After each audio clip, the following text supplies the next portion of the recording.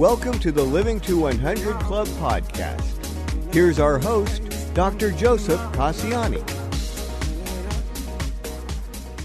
Well, hello to everyone joining us today on our podcast. You're listening to the Living to 100 Club, and I'm your host, Joe Cassiani. Before we introduce our guests, I'd like to remind everyone that I'm available for public speaking events, particularly to community organizations and senior groups. I love to talk to others about aging well and making it over those hurdles. There's an option on my website to book a call to discuss a presentation for your group. I also offer one-on-one coaching for help bouncing back from struggles and setbacks. You can see this option as well on my website. And one last item of self-promotion, if you're looking for a consultant or trainer on clinical topics like dementia or depression, this is my wheelhouse. So feel free to contact me if there's a need in your organization. Contact options are on my website. Again, that's livingto100.club. Now, on to our podcast. Our guest today is Dr. Alexis Abramson. We'll be talking about a proactive approach to aging. Before we begin, let me give you a little background on Dr. Abramson. Dr. Abramson is a leading expert in gerontology with a specific focus on longevity, caregiving, and fraud prevention. Alexis received a doctorate in gerontology from the University of Southern California and was trained in cybersecurity fraud prevention at Harvard University. Her sought-after insight and experience have led her worldwide as an inspiring speaker, author, spokesperson, corporate trainer, consultant, and entrepreneur. Dr. Abramson is well known as an Emmy and Gracie award-winning journalist who has appeared frequently as an on-air expert for NBC's Today Show, CNN, CBS, Fox, MSNBC, and many other media outlets. Dr. Abramson is the recipient of numerous professional accolades, including Woman Magazine General Entrepreneurial Excellence Award, Atlanta Small Business Person of the Year Award, 40 Under 40 Award, American Society on Aging Outstanding Business Award, and many others. We are thrilled to have you on our podcast today. Alexis, welcome to our show.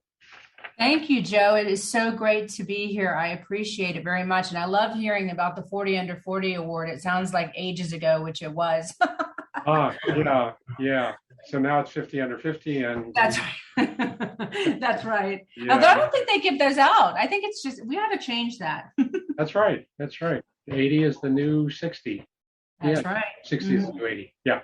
So thanks very much for being a guest. I have a lot of questions. I'm thrilled to have you on our program today. And I always like to begin by asking our guests to tell us a little bit about the journey that brought you to where you are today. You've traveled down many roads and you have many accomplishments, but what brought you to where you are today?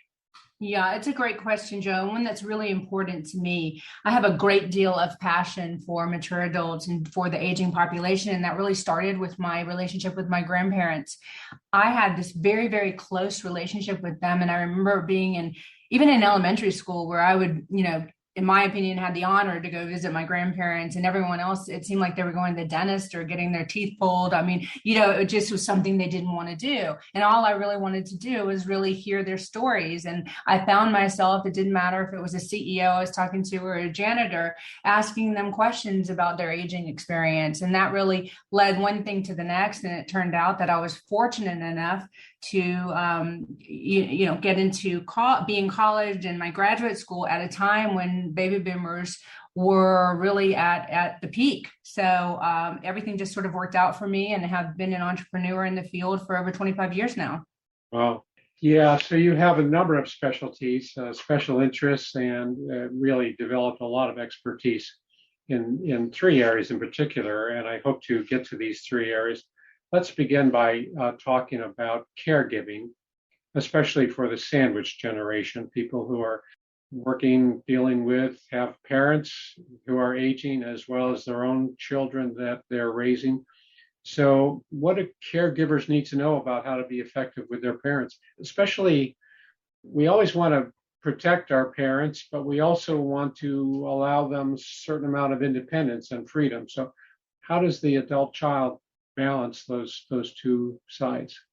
It's another great question, because this is one of the topics and one of the areas that I'm asked about so frequently, especially from caregivers in the sandwich generation. And my first response, Joe, is always care for the caregiver. If you as a caregiver don't have the strength and the ability to kind of hold it all together, especially if your parents are in a disease state or aging, and are sort of, in their later states of aging when they need you the most, that's very, very difficult for both you and for your family members.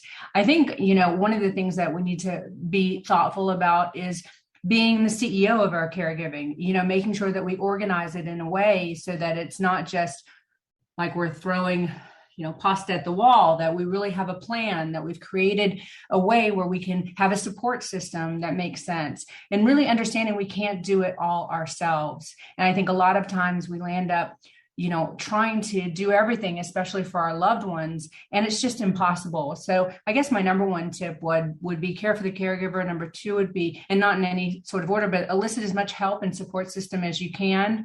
And also, communicate openly and honestly with your parent about what you think you can do. And perhaps it's time to bring in some outside help or some outside care. Sure. Yeah, there is a lot of outside expertise and support systems available, especially for people who are feeling a lot of stress with their aging parents. So that balance, the older adult, the 80 or 90-year-old who still wants to drive and go to the store and maybe go to the Y, yet the adult son or daughter is concerned about mom's driving. What do we do? How do you balance those different priorities? Yeah. So I work with, as you do, a lot of different companies as not only someone that helps them figure out how to plan for the future of their employees, internally, externally, what to do with caregiving, but also with caregiving companies. And one of them that I do work with is called Comfort Keepers. And it really talks to what you were just talking about. They're an in-home caregivers, and they're trained in many disease states, and they're trained so they can be an effective resource for families nationwide. One of the reasons why I really bring them up is when you talk about, how do you take the keys away, right? How do you stop your aging loved one from cooking? How do you do all of this? Where there are in-home care companies that can help you.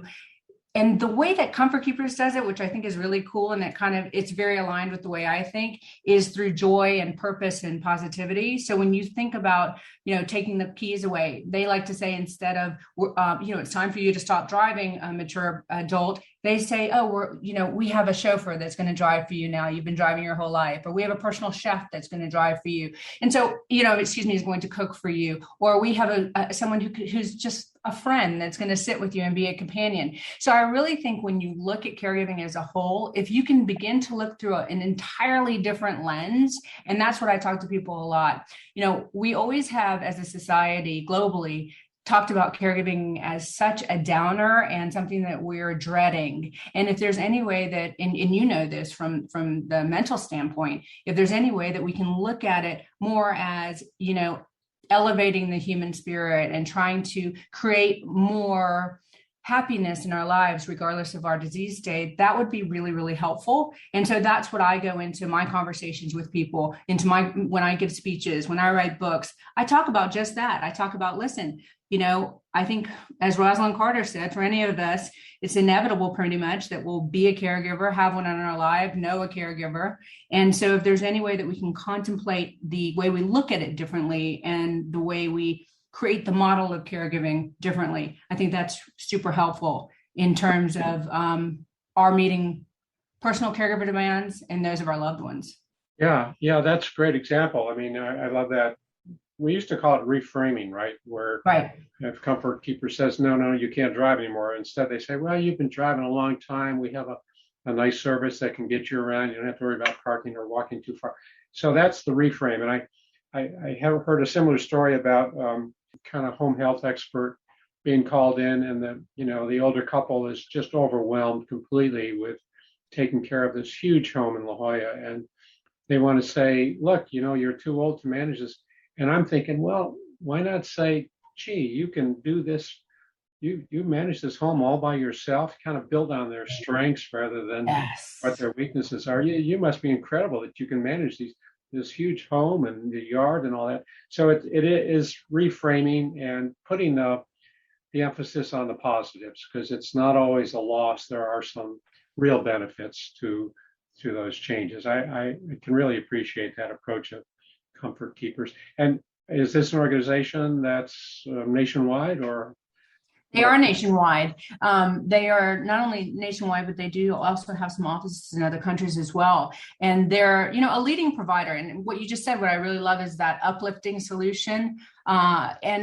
And also, we're landing in the situation, which you can appreciate, of so many people having, I just did quite a bit of media around Alzheimer's month in November. And so many people in a disease state where they're living so much longer, right? And it's really impacting their family members. And I call it caregiver stacking, because you could have a 100-year-old in your life and a 70-year-old and a 50-year-old, and all of them might need care. So one of the things with Comfort Keepers is that they're highly trained in disease states and qualified. And I think that's what we need to look for, is to hire places that would do in-home care for us, that create safety and security, make you feel more comfortable, especially with so many women that are now in the workforce and have been in the workforce, to whom a lot of primary caregiving falls on. Although I know there are so many more men that are also involved. But just knowing that you can leave your home and you're leaving it with someone who is qualified, but also is I don't want to use the word cheerleader, but as you said, is more about the solutions, not the problems. Sure. Yeah. And you're talking about the importance of reaching out when we're feeling stressed or overwhelmed, or just for some solutions or some answers. I can see where, there's a single caregiver for many families, and there might be siblings around, but they're not wanting to help. Well, let's just leave Sally to manage. She's so much better with mom and dad.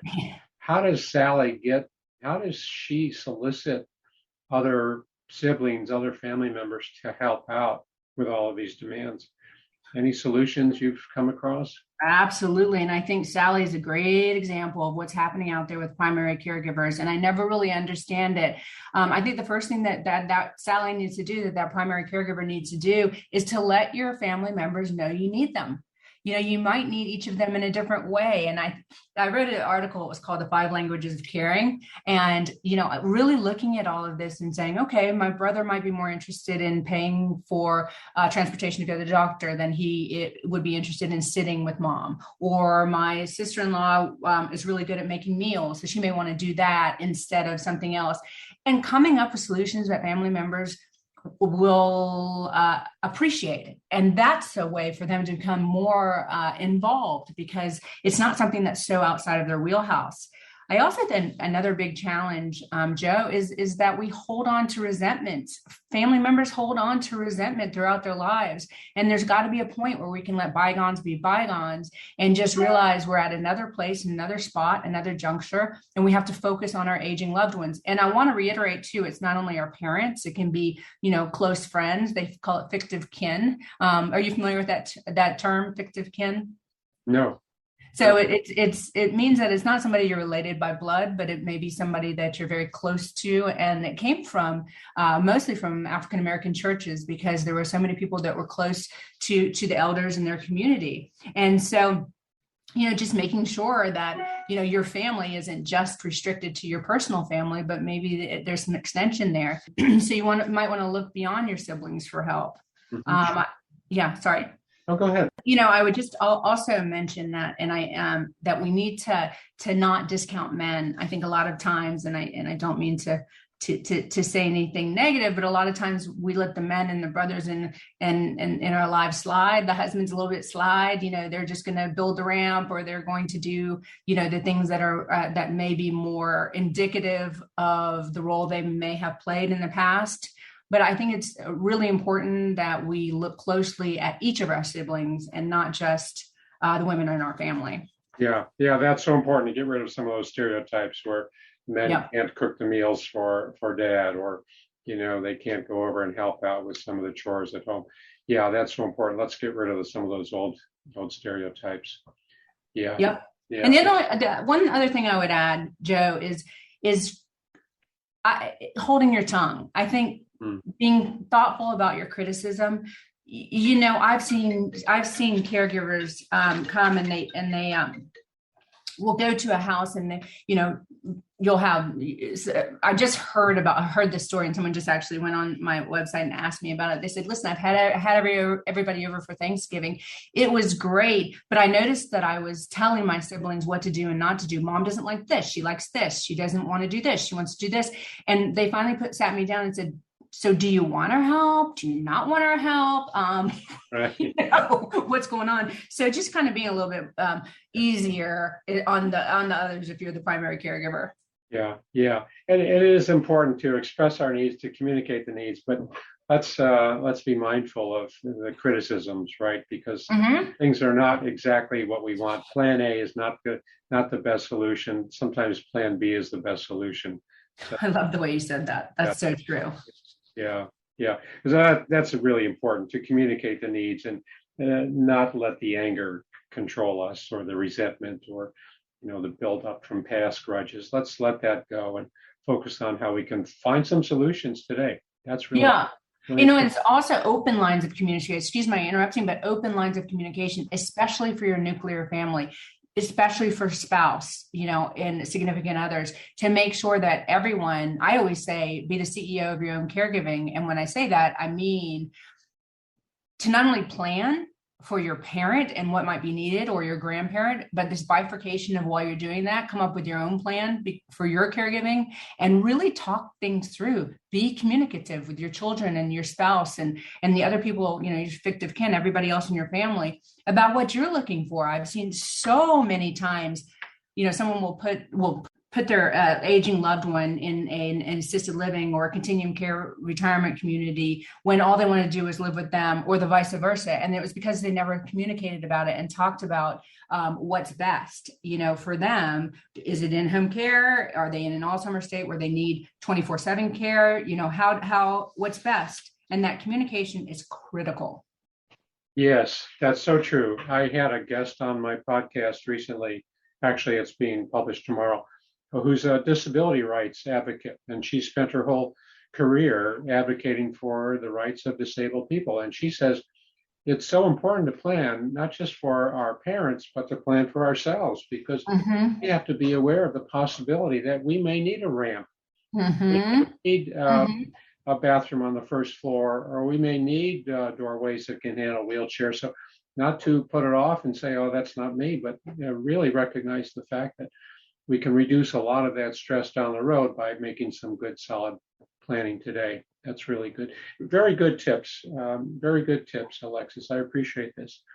Let me shift to another area, which is huge. And this is the topic of longevity and aging well and living longer. As you said, we are living longer. We have a lot more years in front of us than we ever used to. And first of all, how do we get on the right road to living longer? And what do we do with these extra years that we have available? I think the number one thing that I would definitely say is be proactive, right? If you're in your 50s, now is the time. If you're in your 30s, now is the time. Just make sure that you begin to create a plan for yourself. And it's fairly easy now with the internet to understand. I'm aging myself, but now with the internet to be able to really come up with the best of practice in terms of longevity. And obviously that's eating right. That's being engaged. That's we could that's creating financial wherewithal and all of that. But also it's looking at where you are today and not just being proactive, but knowing that you can be reactive. The American Cancer Society comes out with these statistics and talks about how many more years you can add to your life. It doesn't matter if you stop at 50, 60, 70, 80 smoking, you can still add many more years to your life. In Spain, they nap and research comes out and talks about, cardiovascular challenges really coming down if you just nap. I know a lot of you are listening and saying, wait, am I supposed to ask my boss to nap 30 minutes during the middle of the day? But yes, figuring out how to do that. And it all will change what I call your keys to longevity. And I really think that the 4 keys that I talk about a lot, and I love your concept of 100 years and longevity in the club. That's really very cool. But it's really looking at your body, right? From the perspective of mobility, what's happening from a sensory standpoint, what is normal aging versus not normal aging, and also chronic conditions and chronic diseases, and learning more about those. So that's one of the keys is body. And then the second one would be mind, learning more about memory. And I'm not just talking, we need to do Sudoku or we need to do crossword puzzles. I'm talking about things like, if you go to the grocery store the same time and same way every day, or to work the same way, and you've been doing it for a decade, change your route, mix things up just a little bit, and being mindful, from a memory standpoint. And I don't mean mindful with the 2 L's. I mean, mindfulness, really stopping and saying, okay, where am I today in my aging process? And when I say aging, I like to say, birth to dearth, because just in the last few minutes that we've been speaking, we've both been aging. We've all been aging. The listeners have been aging. So it's not just aging in that old terminology, but like you say, reframing the way we think about it. Social is important in terms of longevity, and creating a community around you, a support system. I'll keep going back to this fictive kin. It doesn't have to be just your family, but a support system that will help you stay engaged. Really thinking about lifestyle changes. My mom, for instance, is a huge lifelong learner, and I can't keep up with her. She'll be hang gliding. She's in her early 80s. She'll be hang gliding. She'll be doing all kinds of different things. And I can see how that changes her brain. My dad, who's also in his 80s, was a bodybuilder that he started, an amateur bodybuilder he started in his 70s. Just start doing things, even if you think it's not going to lead you to professional something, just if it's doing something that's making you happy, and those endorphins and serotonin and dopamine and neurons are firing. But I always go back to this, Joe, and this is really the big thing, is plan early financially. And I think that, this is important, and it's whatever your financial acumen or your financial structure, what's right for you. So for some people, it may be that they, think a yacht leads to longevity. And for others, they want to live somewhere where they feel comfortable, that their family is close, and that they don't need a whole lot of money, but just really thinking it through. If you look at the average amount of retirement income that folks have right now, it is so low. And we don't know what's happening from an economic standpoint from day to day right now. So just really I think there's a lot of, you can have body, mind, and social, but that support underneath it all, that sort of bucket underneath it, for me, in my mind, is making sure that you're financially set to go. Yeah, that's great. Well-rounded, four different areas, and they overlap, of course, but really important to emphasize the body and medical and health awareness. And we can't start thinking about living to 100 in our 80s, right? I mean, we need to start in our 30s or 40s, and being aware of possible chronic conditions that come along. And what do?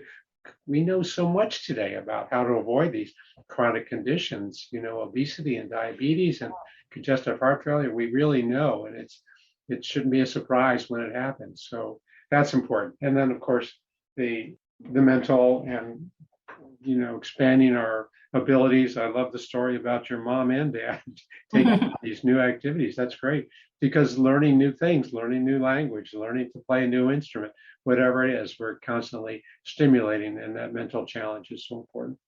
And then the social network and community involvement. And I love the fourth one, the financial, because that creates a lot of stress for a lot of people as we anticipate getting old.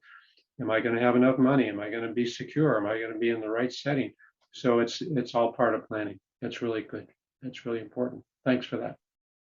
Yes, of course. Yes. And it's funny, I'm listening to you and I'm thinking to myself, it's always difficult when I'm on podcasts or doing media interviews with someone of your stature and intelligence when it comes to this field, because I feel like I should be interviewing you because you have so much to tell us. So I hope that you'll also add as much as you can to our conversation, especially I think about, the mental health and really how we can cope. I mean, one of the things that concerns me about longevity is loss and grieving, and that we haven't done enough in our society to help people learn how to grieve. And when you have folks that are living to 100, 105 years old, they're obviously going to have a lot of loss around them. And as I was thinking about our interview, I was wondering, like, how do you suggest people deal with that?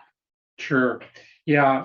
As you know, I've spent my whole career working with seniors, and most of it was with patients in nursing homes who were admitted for, physical decline and serious medical conditions, chronic disease.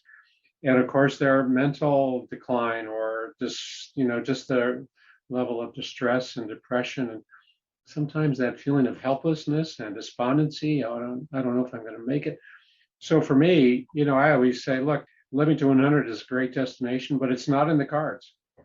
Not everyone's going to live to 100. It's not a smooth road, and there are going to be bumps and potholes. And how do we deal with those potholes? To me, that's the key. How do we explain the event? How do we interpret that medical loss or setback that comes along? How do we explain that? Because how we explain it is going to color how well we cope, how well we, get beyond it. And we can. Even the loss of a spouse after 40 or 50 years. The person says, gee, I don't think I can go on without my wife. The future is so dark. And yeah, it is. It's a heavy, heavy hit. And we deal with the loss and we deal with the grief and we, work through that. And I call it, start a new chapter. I'm not a married person anymore. I'm a widow, or I don't have my whole body. I had 2 of my legs amputated, but that doesn't diminish my worth as a person. So I'm starting a new chapter as a widower, or I'm starting a new chapter with 2 prostheses for legs. I'm starting a new chapter because I have to use oxygen or in a wheelchair. It's a matter of how well we get knocked down and can we get back up. And it's that perseverance and tenacity that, to me, that's how we define successful aging. It's not just longer. Yeah. It's how well we cope with these hits that come along. I was just going to say that the coping mechanisms, that is so important in this conversation. Mm-hmm. Yeah. And how we, that mindset, how do we interpret the events that come along? Oh, here's another setback. Oh, now I've had a stroke. I don't think I can manage this. And yeah, I'm not minimizing this at all, believe me, but it's like we face this and we learn how we can best deal with it. And the solution-focused coping is better than what we call emotion-focused coping. Emotion is the despondency and helplessness and fear, where the solution is, this is tough, but I'm going to learn how to deal with this. I'm going to learn how to move beyond and continue to move forward. What that really makes me think about too is that we have to reinforce as experts in aging how important it is for people to understand that everything about their experience is individual, right? Their grieving experience, their disease state experience, their world and global experience, the lens that they're looking through. So I also think that that's important when we think about caregiving as well. It's, these are personal experiences. You may be in a situation where you can't move your parent geographically to where you live, and you do have to get in-home care where that parent is, or you don't have the financial wherewithal to do certain things for yourself to help you, age as well as your neighbor, whatever the case may be. It's individual, and we have to be okay with that. And it's also individual within the nuclear family. I mean, a lot of us have a spouse that's, I have a husband that's in phenomenal, shape. He looks like he's 30 years old. Well, I'm, not to get personal, but, women go through menopause. We have all these changes and I shouldn't as an individual look at someone else in a way that should reflect 100% on how I age. And so we need to be really, really thoughtful about that and really help one another as we become mature adults and aging species, humans, Yeah, that's really an important point, that we cannot compare ourselves to others. And it is an individual journey that we're on. And it's so easy to say, gee, she's just turned 75 and look how attractive she is or how healthy she is. And we don't it's a trap when we compare ourselves to others, right? I would see that all the time in the nursing homes. The patient was saying, "Gee, my roommate just came in a couple of days ago, and she's gone already." Or, Yeah. "I've been in my rehab physical therapy, and I'm not able to walk 2 steps, and yet, he can do." Anyway, it's that notion of we're all on our own journey, and the more we compare ourselves to others, the more we're going to be disappointed. Even if we're ahead of others, that's a trap too. So you're so right in saying this is an individual process, and let's see where we are and what we can do to move ourselves forward, not compare ourselves to our neighbors or our relatives. Sure. Before we move on, can I ask you one more question? Of course. I swear I don't mean to flip the switch on this interview, but I'm really fascinated with how you would answer this. What about mind over matter, right? What about our mental state? And what can we do, in your opinion, to really, the word convince is not right, but really make sure, I was a part of a big study they had at University of Georgia, and they were studying twins, right? And one of the twins was living to 90 or 100, and the other one was dying younger. And when asked what was the number one reason why they were able to live so long to the twin that was still living, they said, well, I look at the glass half full, optimism. It's how I present myself to the world and how the world looks to me, right? Not how they perceive me, but how I see it, the reframing. How important do you think that is in successful aging? I think it's huge. National Institute of Health has said our longevity is only 30% determined by genes. 30%, and the other 70% is lifestyle and decisions that we make, and how we not just cope, but how we plan our future. So it's that lifestyle, and half full or half empty. It sounds, it's the oldest example, and I still think it's the best. 8-ounce glass with 4 ounces of water. It's both half full and half empty. That's right. It's the same thing. You decide. When I give presentations to groups, sometimes I do this exercise and I divide it in two. And I say, all right, everybody on the right side, you look around this room here, this meeting room, and find everything that's wrong. The carpet, the marks on the wall, maybe the curtains are torn, or the plants need water, or anything that's wrong. Okay, and you on the left side, I want you to look around and see everything that's nice about the room. Maybe the sun coming in, or fixtures, or bright colors. And then we can kind of regroup after a minute, and I ask, and they share. And, the point is, as you can tell, it's the same room, right? It's the same. What are we looking for? And we'll find it. Yeah. For things that are wrong, we'll find it. If we're looking for the positives, we'll find it. So yes, full or half empty. And it is so much about mindset and not getting thrown. Yeah, we do have to deal with these events, but we have to keep, I call it starting new chapters and opening new doors. And, there's a whole movement called reinventing ourselves, reinvention convention. And let's be ready to redefine ourselves. Don't let yesterday define who I am today. Yeah. Who is the best at that is Wayne Dyer. I mean, some of the lessons that he used to teach about all of this is just so great when it comes to aging. I'm sorry that he left us as soon as he did, because I'm sure he had a lot more to teach all of us.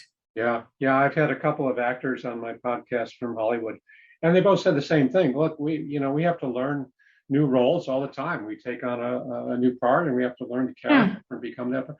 And I said, it's the same thing with aging, because we do have to learn new roles. And the beauty is, Alexis, it's a blank screen in front of us. We can write whatever script we want. We can put whatever on that screen that we want. So that's the beauty and the exciting and the opportunities that are ahead for us. Yeah, absolutely.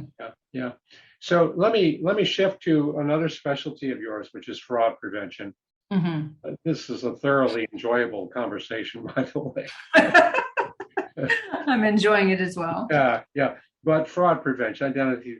Older adults are especially vulnerable to scammers. What are the most common types of scams for seniors?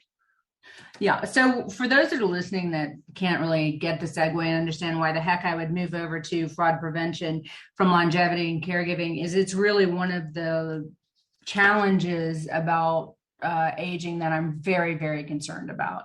I talked earlier about the finances, and when you look at the numbers, and especially during the pandemic, what has happened in terms of scams that are directed specifically toward mature adults, whether they be Medicare scams, government scams, there are all kinds of charity scams, and even lottery scams and gift card scams. I mean, there are so many scams that are specifically targeting the 80 plus, but the biggest one that I want to bring awareness to is romance scams.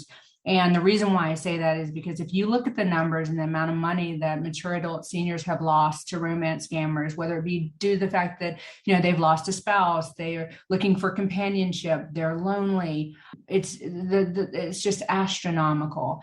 And people in their 70s and 80s and 90s are losing everything, and they can't go back and recreate their lives.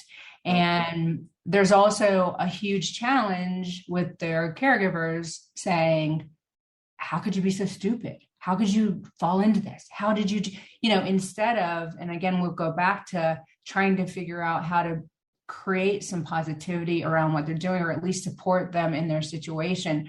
So I decided that I needed to do something that would make sense and have value, add value to people's lives.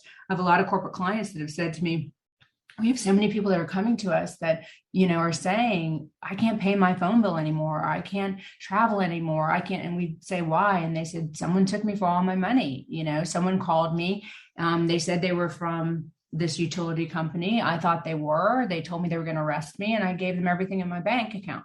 And these are bright, Joe, I'm serious. I've met a lot of these people. They are, that I interviewed for my book, bright people. These are not people that, and it doesn't matter if you're bright or, everyone to me is bright. Again, just doesn't matter what your walk of life is. These are people that are book smart and street smart, is my point. So the scammers have gotten, and the fraudsters have gotten extremely technical. So they're hard to understand, very sophisticated in the way that they're putting these scams out there, and they are ahead of us. And that's why I went back to get some education and really focus sort of on cybersecurity mitigation and trying to figure out how people could not be scammed online, because even if you're not online, it lands up that way, because they'll call and they'll say, oh, can you get a gift certificate for me, and I'll send you money, and then you'll go to Kroger and you'll get it, and then they ask you to go online at the hotel and tell them the number that's on the gift card, and it's super sophisticated. And I think one of the things that I wanted to do was get people to think about it before it happens. Everyone, in my business, one of the things that I do is I consult around these three things: caregiving, longevity, and fraud prevention. But unfortunately, it is after it's happened that most people come to me and say, I just lost $400,000. I'm the CEO in my savings. I'm the CEO of a company that I've been building. I don't know what to do. What do I do? How can I even recreate my dreams? How do I pay my bills? Wow. And so my job right now, or one of my passions right now, is to get the word out on what people have to do to start to recognize this, realize that if it happens to you, stop before it goes too late, in the sense of, I've had several people come to me who have lost. I had somebody come to me who lost over $1 million. Oh, no. And she went back to the man who took it, because he convinced her the second time around that it was just a mistake. He didn't mean to lose all that money gambling, or he didn't mean to take all that money from her. And love is blind, as they say. Yeah. So these romance scammers are sophisticated. Yeah, and of course, $1 million to one person could be $1,000 to somebody else, right? Mm-hmm, mm-hmm. How would you advise our listeners? What do we do? A couple of things that we need to, because you're right, people are bright, and you see them on television being interviewed. You say, how could you fall for that? And you continue to do it. So what advice do you have for our listeners? Yeah. So first of all, you definitely need to sign up to get your annual credit report. That's number one. So, and that's free. And I think it's at annualcreditreport.com. Sign up to get it, look at it, think about it, and make sure that no one has opened a credit card in your name.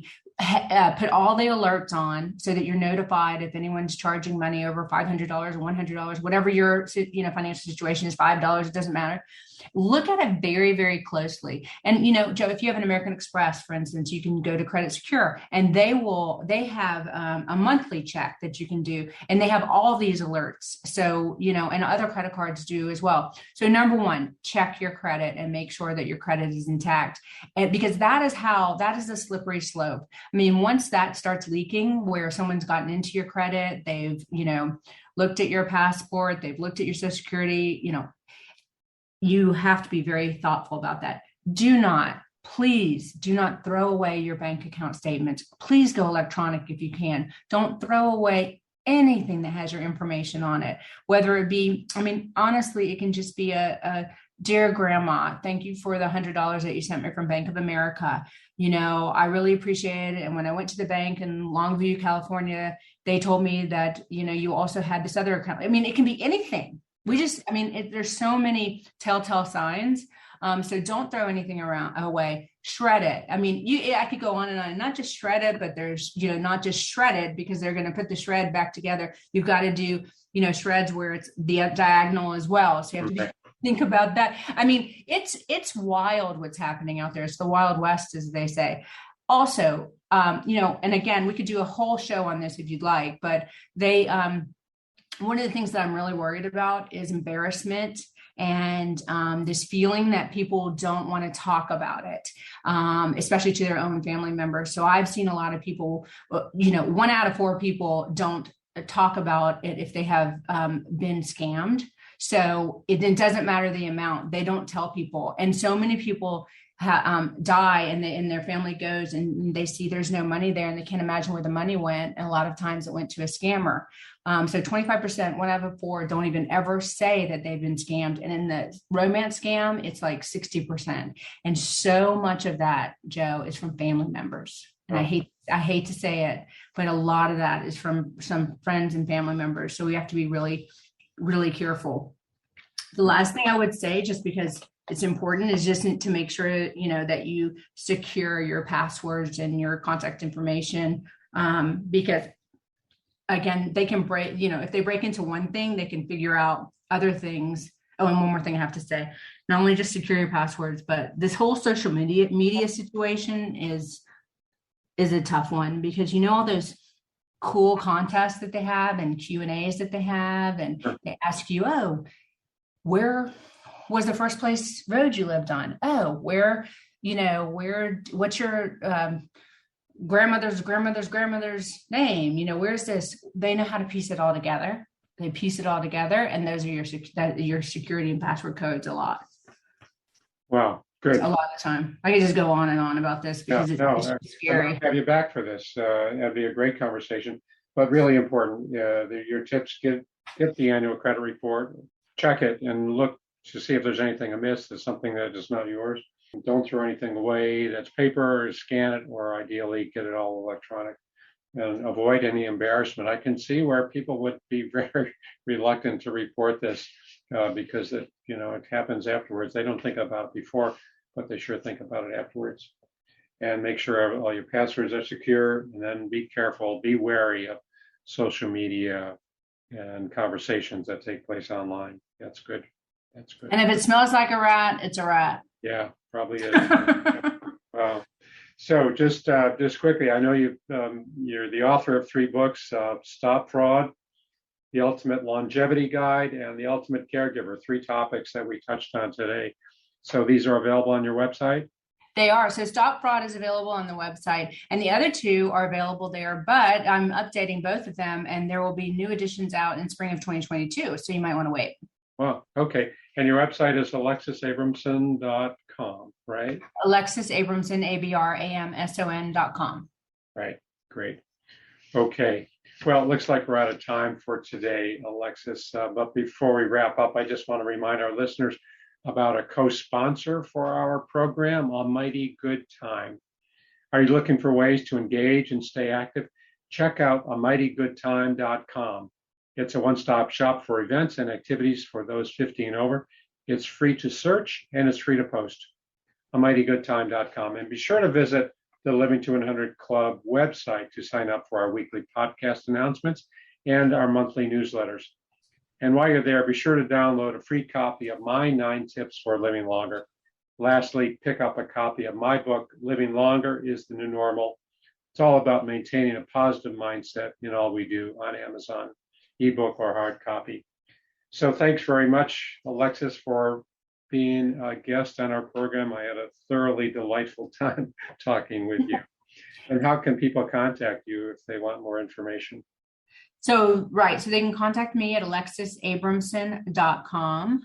And they can also, if they just want to ask a question or sign up for one of the events where I will be, they can go to askdralexis.com.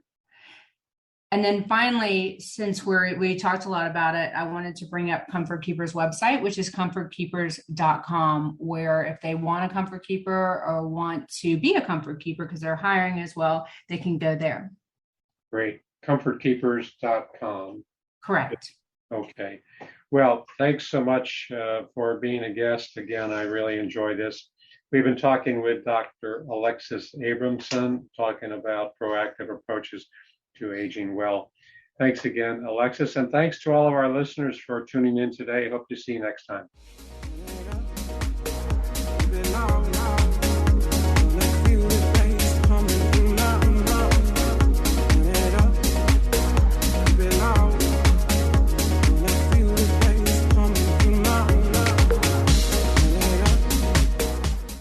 It's time to rethink, renew, and reimagine retirement. Hey everybody, Jared Sylvester here, host of Retire Repurposed. Now this podcast is about the non-financial parts of retirement, which many times can be even more challenging than the financial. We believe retirement is not the end, rather the beginning of what could be the most impactful, purposeful, and fulfilling season of a person's life. So don't retire, become repurposed. To listen now, search Retire Repurposed on your favorite podcast platform, Senior Resource, or Life Audio.